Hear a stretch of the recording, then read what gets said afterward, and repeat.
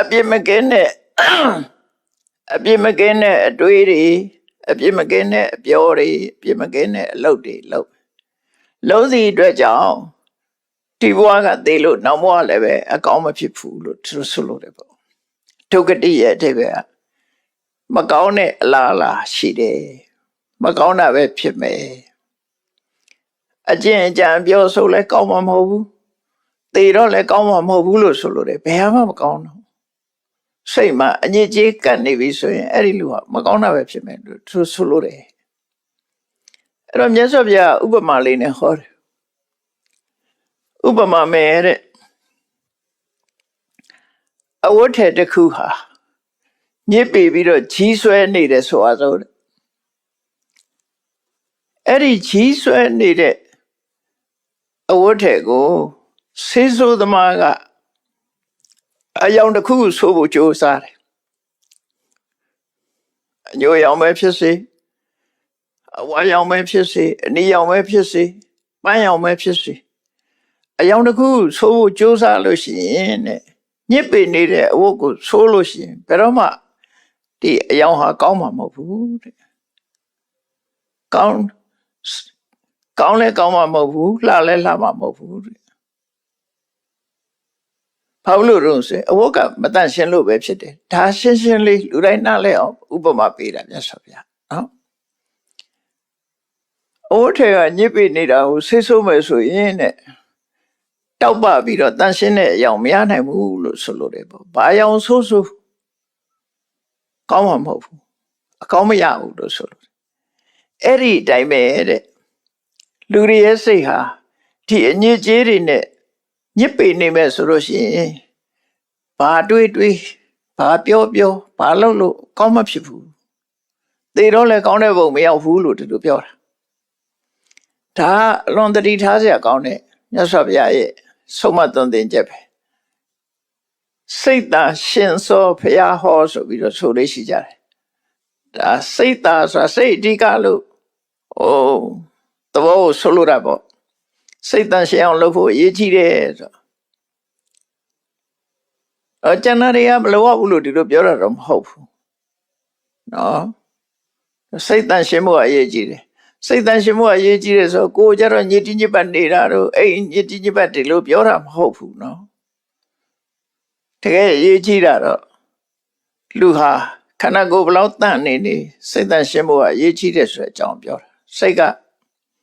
အဲ့ဒီတိဘက်ကိုဆိုလို့ဒါကစိတ်တွေဟာအညစ်အကြေးတွေလူးနေလို့ညစ်ပေနေတယ်ဆိုလို့ရှိရင်အခြေအနေဟာမကောင်းမှုဆိုတာကိုမြတ်စွာဘုရားသတိပေးတယ်ဒါရဲ့ဆန့်ကျင်မဲ့တစ်ခါဒုတိယတရားအပိုက်ကြတော့ဘာဟောတာတော့စိတ်တွေအတန်ကိလေထေသူကတိပတိကင်္ခာဒါအတူလေးဘုရားဟောတဲ့စကားလုံးအတူလေးကိုမှတ်လို့ရတယ်စိတ်တွေအတန်ကိလေထေခုနကတော့တန်ကိလေထေအခုက negative နဲ့အတန်ကိလေထေစိတ်ဟာအငြိကြေးမပေးဘူးဆိုလို့ရှိရင်တော့မဟုတ်စိတ်ဟာဖြူစင်တန်ရှင်းနေတယ်ဆိုရင်အလားလာကောင်းဟာမျော်လင့်ရမယ်အခြေအနေအလုံးကောင်းမယ်လို့သူတို့ဆိုလို့တယ်ဘာတွေကောင်းမှာတော့ဆိုရင်စိတ်ကတန်ရှင်းနေလို့ရှိရင်အပြောလဲအတွေးတာလဲအပြစ်ကင်းမယ်ပြောတာလဲအပြစ်ကင်းမယ်လှုပ်တာလဲအပြစ်ကင်းမယ်နောက်မှလည်းကောင်းရပုံရောက်မယ်ဒီလိုဆိုလို့တယ်ပေါ့နော်စိတ်ကနေဥဆောင်သွားတဲ့သဘောပဲအဲ့တော့အရေးကြီးတာကိုယ့်ကိုတန်ရှင်းအတွက်စိတ်ဟာအရေးကြီးတယ်ဆိုတဲ့အဓိပ္ပာယ်ကိုပြောတာဒါကြောင့်မို့မြတ်စွာဘုရားရဲ့ဆုံးမသွန်သင်ချက်တွေက mind center teaching စိတ်ကိုဗဟိုပြုပြီးတော့ဆုံးမတယ်လူတိုင်းဆိုတာစိတ်ကရှိနေတယ်လေရှိနေတော့ကိုယ်စိတ်ကိုတန်ရှင်းအောင်ကြိုးစိုက်ဖို့ကိုယ်စိတ်ထဲမှာညစ်ကြေးရှိတယ်လို့သိရမယ်ညစ်ကြေးမရှိဘူးလို့သိရမယ်ဒါစိတ်ဓာတ်ဥပဒနာရဲ့သဘောတရားသိယုံနဲ့ပြီးလာလို့ဆိုမပြီးဘူးအညစ်အကြေးရှိနေဆိုပါစို့အဝတ်ဟာပေးနေတယ်လို့သိရင်ဘာလို့ဖွဲ့ရမှာပေါ့ညစ်ပေးနေတဲ့သိရင်တန်ရှင်းလို့အောင်မှာပေါ့ထို့တူပဲကိုယ်စိတ်မှာအညစ်အကြေးတွေရှိနေတယ်လို့သိလို့ရှိရင်ဘာလို့အောင်ဖြူစင်အောင်ကြိုးစားရမယ်ဒီလိုဆိုလိုတာနော် ဒီလိုဆိုလိုတာတိယုံနဲ့မရဘူးပေါ့အဲ့တော့ဒီသုတ်တံမှာမြတ်စွာဘုရားကပြည့်ပြည့်စုံစုံဟောပါတယ်ဒီအခြေခံကတော့ဒါလေးနှစ်ခုကိုမှတ်တာပေါ့စိတ်တေတန်ကိလေထေဒုက္ခတိပါတိကင်္ခာစိတ်ညစ်နေရင်စိတ်ဟာညစ်ပေနေရင်မကောင်းတာပဲဖြစ်မယ်စိတ်တေအတန်ကိလေထေဒုက္ခတိပါတိကင်္ခာစိတ်ဟာမညစ်ပေပြီးဖြူစင်းနေမယ်ဆိုရင်ကောင်းတာကိုပဲမျှော်လင့်နိုင်တယ်ဒီနှစ်ခုပဲအဲ့ဒီနှစ်ခုကိုဥတည်ပြီးတော့ဒီဝဋ္ဌတုတ်ကိုဟောတာပဲဖေ။အဲ့တော့ဥပမာအနေနဲ့ပြောတဲ့အခါကျတော့ဥပမာမဲ့တဲ့အဝတ်ကဖြူစင်းနေတဲ့တန်ရှင်းနေတဲ့ဆိုရင်တဲ့စေသောသမားကဘယ်အောင်မဲ့ဆိုးသူဆိုးလိုက်တဲ့အယောင်ဟာကောင်းတဲ့အယောင်ပဲထွက်လာ။ဘာဖြစ်လို့တော့အဝတ်ကဖြူစင်းနေလို့ပဲဒီတိုင်းပါပဲတဲ့စိတ်ဖြူစင်းနေလို့ရှင်အလားလားတွေကအကုန်ကောင်းမဲ့လို့ဆိုလို့နော်ဒီဘဝမှာလည်းကောင်းတဲ့အကျင့်တွေကျင့်မယ်နောက်ဘဝမှာလည်းကောင်းမယ်သူဆိုလို့ရပေါ့အဲ့တော့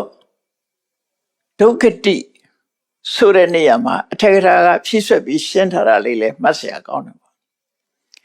ဒုက္ခတိဆိုတဲ့အဓိပ္ပာယ်ဒုမကောင်းတဲ့ခတိအလားအလားမကောင်းတဲ့အလားအလားမိုးလေဝသမမှန်လို့ရှိရင်စိုက်ပျိုးရေးအတွက်အလားအလာမကောင်းဘူးလို့ပြောကြတယ်ပေါ့ condition မကောင်းဘူးလို့ဆိုလို့နော်ရှားသီဥရုမကောင်းရင်စိုက်ပျိုးရေးမကောင်းဘူးစီးပွားရေးအခြေအနေတွေမကောင်းရင်ရောင်းဝယ်မကောင်းဘူးဒီလိုပြောကြသလိုပဲစိတ်ဟာညှဉ်းနှွမ်းနေတယ်ဆိုရင်အလားအလာမကောင်းဘူးတဲ့အဲ့ဒီဒုက္ခတိမကောင်းသောအလားအလာဆိုတာဘာပြောတာလဲထက်ကရာဖြည့်ဆွက်ပြီးရှင်းထားတာလေးကိုကြည့်ဒုက္ခတိကိုနှမျိုးမှတ်ပါတဲ့ပฏิပတ္တိဒုက္ခတိနဲ့ဂတိဒုက္ခတိလို့နှစ်ခုမှတ်ပါတယ်ပฏิပတ္တိဆိုတာသူ့ရဲ့ပြုကျင့်နေထိုင်မှုသူ့ရဲ့အပြုအမူရဲ့အလားအလာမကောင်းခြင်းဂတိဒုက္ခတိဆိုတာသိတဲ့နောက်ရှောက်ရမယ့်ဘဝအလားအလာမကောင်းခြင်းနော်ပฏิပတ္တိဒုက္ခတိဂတိဒုက္ခတိအလားအလာနှစ်ခုမကောင်းဘူးတဲ့ထို့တူပဲသူဂတိကြတော့လေပฏิပတ္တိသူဂတိဂတိသူဂတိအကျဉ်းချနေထိုင်အတွက်လည်းကောင်းတယ်ဘဝဂတိအနေနဲ့လည်းပဲအလားအလာကောင်းတယ်စိတ်ရဲ့အညစ်အကြေးရှိခြင်းမရှိခြင်းနဲ့ပတ်သက်ပြီးခြုံငုံပြီးတော့မြတ်စွာဘုရားဟောလိုက်တာနောင်ဘဝအတွက်တည်းမဟုတ်ဘူးဒီဘဝအတွက်ပါဟောတာအဲ့ဒီမှာပฏิပတ္တိဒုက္ခတိဆိုတာသူရဲ့ကျင့်ကြံနေထိုင်မှုရဲ့အလားအလာမကောင်းမှုဆိုတာပါလေဆိုတော့သူရဲ့စိတ်ထဲမှာနောက်ကြတော့စိတ်ရဲ့အညစ်အကြေးတွေကိုပြလိုက်မယ်လူရဲ့စိတ်ထဲမှာလောဘဆိုတဲ့အညစ်အကြေးကပ်နေပြီဒေါသဆိုတဲ့အညစ်အကြေးကပ်နေပြီမာနတို့အိတ်သားစားတဲ့အညစ်အကြေးတွေကပ်နေပြီဆိုပါစို့အဲ့ဒီလူဟာသူ့ရဲ့အကျင့်အကြံအပြောဆိုနေထိုင်နေရဘာဖြစ်လဲတွေးရင်အပြစ်မကင်းတာတွေတွေးမယ်လုပ်ရင်လည်းပြောရင်လည်းအပြစ်မကင်းတာတွေပြောလိမ့်မယ်လုပ်ရင်လည်းအပြစ်မကင်းတာတွေလုပ်လိမ့်မယ်ဆိုလိုတာကတွေးရင်ဆိုတာဘာလို့လောဘရှိနေတဲ့ပုဂ္ဂိုလ်ဒေါသရှိနေတဲ့ပုဂ္ဂိုလ်ဟာသူတွေးလိုက်တာနဲ့ဘာတွေးတုံဆိုအဖိစ္ဆာသူများပစ္စည်းကိုရချင်တဲ့အတွေ့တွေးပြပါဒသူတော်ကိုသေစေလိုတဲ့စေရနာစိုးနဲ့တွေ့တယ်ဒုက္ခရောက်စေခြင်းနဲ့အတွေ့တွေတွေ့တယ်မိစ္ဆာဒိဋ္ဌိမမှန်မကန်မှားယွင်းတဲ့အတွေ့တွေကိုလက်ခံပြီးတော့တွေ့တယ်ဟောအတွေ့တွေကလွဲကုန်အဲ့ဒါကိုပฏิပတ္တိဒုက္ခတိလို့ခေါ်တယ်နောက်အပြောဆိုလဲကြည့်လိုက်အောင်သူဟာလိမ်ပြောရမှလည်းဝန်မလေးဘူးတုံးနဲ့တူမတဲအောင်ဂုံးတိုက်ဖို့လည်းဝန်မလေးဘူးဆဲဖို့လည်းဝန်မလေးဘူးမဟုတ်တန်တရားတွေရှောက်ပြောဖို့လည်းမလုံးဝန်မလေးဘူး တော့ပြောမယ်ဆိုရင် तू ကမုဒဝါဒတွေရောပိတုနာဝါစာဖရုဒဝါစာတမ္ဖပလပါဆိုတဲ့အပြစ်မကင်းတဲ့အပြောတွေ तू ပြောမှာအဲ့ဒါပฏิပတ်တိဒုက္ခတိလို့ခေါ်တယ်စိတ်ထဲမှာအညစ်အကြေးရှိမှအဲ့ဒါတွေလောက်တာလောဘဖြစ်ဖြစ်ဒေါသဖြစ်ဖြစ်မောဟဖြစ်ဖြစ်အညစ်အကြေးတစ်ခုရှိပြီဆိုရင်အဲ့ဒီလိုပဲကိုရောက်သွားမယ်နောက်ကာယကံအနေနဲ့ပြောမယ်ဆိုလို့ရှိရင်လေအပြစ်မကင်းတဲ့အလုပ်တွေလုပ်တဲ့စာသူများအသက်သတ်ဖို့ကြိုးစားမယ်သူတို့ဟာဥစ္စာရယူဖို့ကြိုးစားလာမယ်သူတို့ဟာတာမယာပြစ်မှားဖို့ကာမကိစ္စတွေမှာမောမောမမလုပ်ဖို့ဒါတွေကြိုးစားလာအဲ့တော့ तू လုံးသမျှဟာ तू တွေးသမျှ तू ပြောသမျှလုံးသမျှတွေဟာအပြစ်မကင်းတာတွေကြီးဖြစ်လာလို့ပฏิပတ်တိဒုက္ခတိလို့ခေါ်တယ်အလားလားမကောင်းမှုစိတ်ထဲမှာညစ်ကြေးရှိပြီဆိုရင်ဒီဟာတွေတခု तू လုပ်တော့အဲ့တော့ဒုစရိုက်တမဘဝရောက်တဲ့စာဒီညစ်ကြေးတွေကြောင့်ပဲအဲ့ဒီတိုင်းမှာပဲပฏิပတ်တိဒုက္ခတိဆိုတာစိတ်ကောင်းနှလုံးကောင်းရှိလာပြီစိတ်ဟာအညစ်ကြေးတွေကင်းသွားပြီဆိုရင်ဥပမာမဲ့လောဘမရှိဘူးအလောဘဆိုရင်သူကတွေးတာလဲဌာနကောင်းမှုလုပ်ဖို့တွေးမယ်သီလဆောက်တည်ဖို့တွေးမယ်ဥပုသ်ဆောင်ဖို့တွေးမယ်ကောင်းတာပဲတွေးတော့တာအဲ့ကြတော့နော်ကောင်းတဲ့ဘက်ကိုတွေးလာတာခုနလိမ်မပြောဘူးမှန်တာပဲပြောမယ်သူများဥစ္စာမတရားမယူဒါတွေကောင်းတဲ့ဘက်ကတွေးလာတာအဲ့ဒါပฏิပတ်တိဒုက္ခတိလို့ခေါ်တယ်ဒါကြောင့်မို့လို့သူဟာနောက်ဘဝကြတော့လေဒီပฏิပတ်တိဒုက္ခတိအကြောင်းပြုပြီးတော့ဂတိဒုက္ခတိကလည်းကောင်းရပုံရောက်သွားတာခုနမကောင်းတာတွေးမကောင်းတာပြောမကောင်းတာလုပ်တဲ့ပုဂ္ဂိုလ်ကြတော့အဲ့ဒီအကုသိုလ်ကြောင့်သေတော့လေပင်ငရဲပယ်လေးပုံမှာကြာတယ်အဲ့လိုဆိုလို့တယ်ဒါမြတ်စွာဘုရားဒေသနာတော့လူတိုင်းနားလဲအောင်ရှင်းရှင်းလေးဟောတာနော်ရှင်းရှင်းလေးဟောတာမြတ်စွာဘုရားဟောတဲ့ပါဠိတွေကရှင်းရှင်းလေးပဲဟောတာအဲ့ဒီလိုစိတ်ဟာညစ်ကြေးနေလို့ရှင်ဘယ်လိုအခြေအနေဖြစ်တယ်စိတ်ဖြူစင်တန်ရှင်းနေလို့ရှင်ဘယ်လိုအခြေအနေဆိုတာကိုရှေးဥစွာမြတ်စွာဘုရားဒီသုတ္တမှာရှင်းနေဟောကြားလိုက်တယ်အဲ့တော့စိတ်ရဲ့အညစ်အကြေးများဆိုတာကြတော့